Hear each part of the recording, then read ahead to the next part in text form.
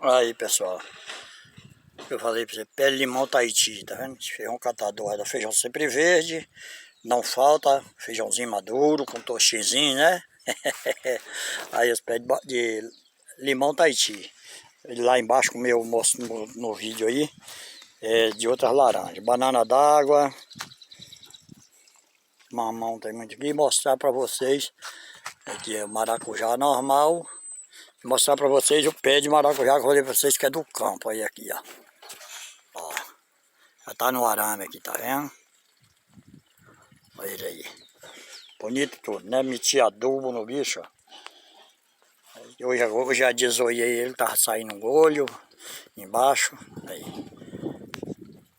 Joga ele nessa aroeira aí, ó. Aí pra lá é tudo outro normal.